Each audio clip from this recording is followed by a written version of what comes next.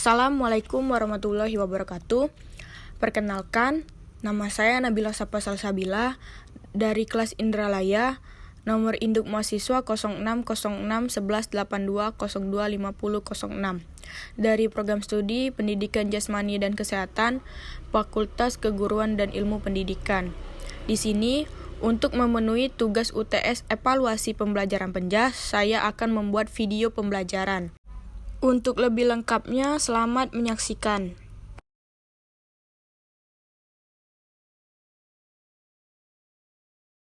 Selanjutnya di sini ada materi yang akan dibahas. Yang pertama, pengertian evaluasi pembelajaran. Yang kedua, prinsip-prinsip dalam evaluasi pembelajaran. Yang ketiga, fungsi dari evaluasi pembelajaran. Yang keempat ada kisi-kisi soal dan butir soal. Yang kelima ada taksonomi Bloom dan keterampilan berpikir kritis.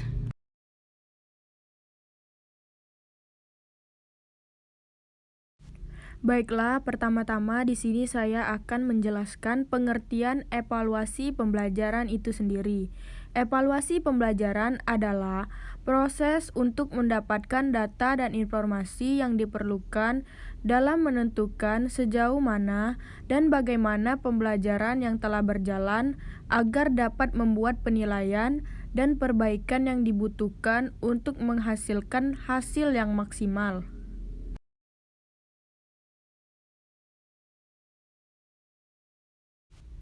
Adapun prinsip-prinsip pada evaluasi pembelajaran. Yang pertama, continue. Prinsip evaluasi pembelajaran yang pertama yaitu harus dilakukan secara kontinu atau berkelanjutan, sehingga terlihat keberhasilan antara kegiatan sebelumnya dan setelah melakukan evaluasi itu sendiri. Dengan melakukan evaluasi secara kontinu, guru juga dapat melihat perkembangan peserta didik dengan melihat kemajuan hasil belajarnya. Umumnya, proses evaluasi terus dilakukan selama kegiatan pembelajaran itu juga dilakukan, agar guru dan sekolah bisa memberikan hasil yang terbaik setiap masanya. Yang kedua ada komprehensif. Komprehensif artinya evaluasi harus dilakukan secara menyeluruh untuk menilai beberapa aspek di dalamnya seperti aspek afektif, kognitif, dan psikomotorik peserta didik. Pasalnya, tidak jarang beberapa guru hanya memperhatikan dari aspek kognitif atau pengetahuan siswa. Padahal seluruh aspek penilaian berperan sangat besar dalam evaluasi pembelajaran itu sendiri. Prinsip yang ketiga bisa kalian lihat di video, yaitu kooperatif.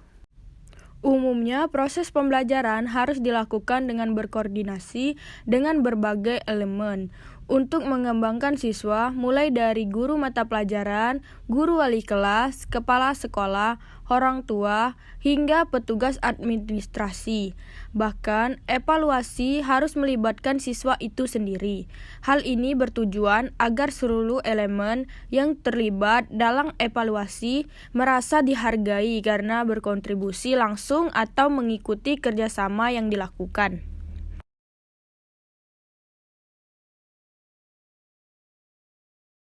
Prinsip yang keempat yaitu objektif. Untuk mendapatkan hasil evaluasi yang baik, maka proses evaluasi tersebut harus dilakukan secara objektif. Artinya, faktor-faktor subjektif seperti hubungan guru dengan siswa, kedekatan guru dengan siswa, faktor perasaan tidak tega, dan lainnya tidak boleh dimasukkan dalam proses evaluasi tersebut. Apabila siswa tersebut belum mendapatkan nilai yang baik, artinya guru harus memberikan catatan dan motivasi siswa dan memberikan penilaian secara objektif untuk mengukur pengetahuan siswa.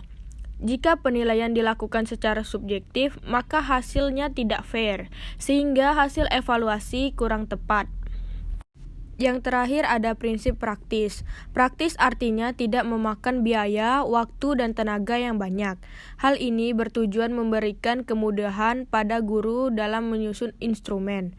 Prinsip evaluasi yang satu ini bukan hanya memberikan kemudahan pada satu guru, tetapi oleh seluruh guru, bahkan dirasakan oleh sekolah. Seiring dengan kemudahan atau kepraktisan evaluasi pembelajaran, jangan sampai menghilangkan esensi evaluasi pembelajaran itu sendiri, yaitu untuk mencapai tujuan belajar dan menciptakan pembelajaran yang optimal.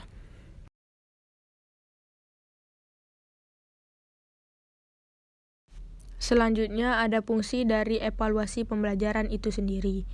Fungsi utama dari evaluasi pembelajaran adalah untuk mengetahui sejauh mana kemajuan, perkembangan, serta keberhasilan peserta didik setelah melaksanakan proses pembelajaran dalam jangka waktu yang telah ditetapkan.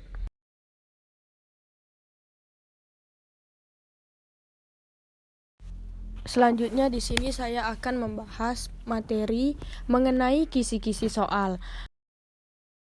Adapun poin-poin yang harus diperhatikan dalam membuat kisi-kisi soal. Yang pertama ada satuan pendidikan, yang kedua ada mata pelajaran, yang ketiga ada kelas atau semester, yang keempat ada jumlah soal, yang kelima ada kurikulum acuan. Selanjutnya ada kompetensi dasar, indikator, jumlah soal, bahan kelas atau semester, bentuk soal, bobot soal, nomor soal, dan kunci soal itu sendiri.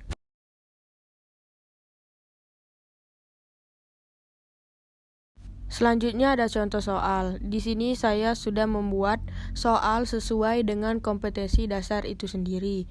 KD 3.1 menganalisis keterampilan gerak salah satu permainan bola besar serta menyusun rencana perbaikan.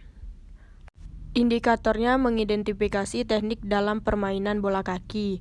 Yang kedua, mengidentifikasi teknik dalam permainan bola voli. Yang ketiga, mengidentifikasi teknik dalam permainan bola basket.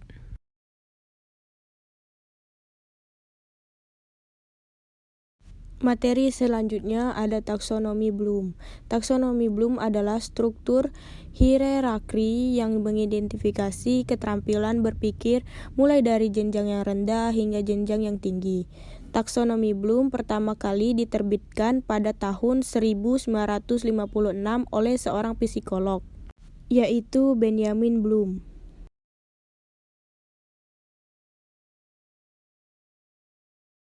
Taksonomi Bloom dibagi menjadi 3 ranah. Yang pertama ada ranah kognitif, yang kedua afektif, dan yang ketiga fisikomotorik.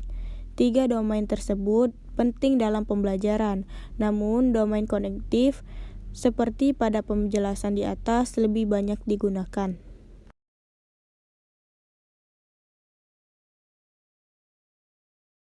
Selanjutnya ada ranah afektif, kognitif, dan fisikomotorik. Yang pertama di sini saya akan menjelaskan ranah afektif.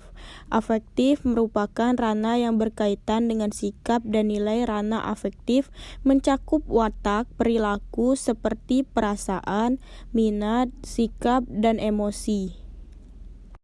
Yang kedua ada ranah kognitif. Ranah kognitif yang berisikan perilaku-perilaku yang menekankan aspek intelektual seperti pengetahuan, pengertian, dan keterampilan berpikir peserta didik. Yang ketiga ada ranah fisikomotorik. Ranah fisikomotorik adalah ranah yang berhubungan dengan aktivitas fisik, misalnya lari, melompat, melukis, menari, memukul, dan olahraga atau sebagainya.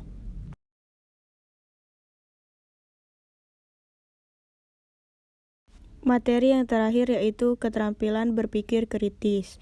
Keterampilan berpikir kritis adalah kemampuan siswa dalam menganalisis argumen, membuat kesimpulan, menggunakan peneralan, menilai atau mengevaluasi, dan membuat keputusan atau pemecahan masalah.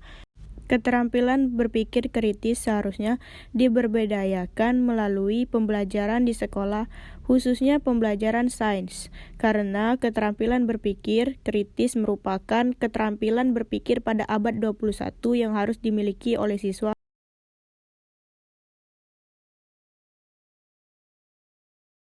Mungkin itu saja video pembelajaran dari saya. Lebih dan kurang saya minta maaf. Kepada Allah saya mohon ampun. Saya akhiri, wabillahi taufiq wal hidayah. Wassalamualaikum warahmatullahi wabarakatuh.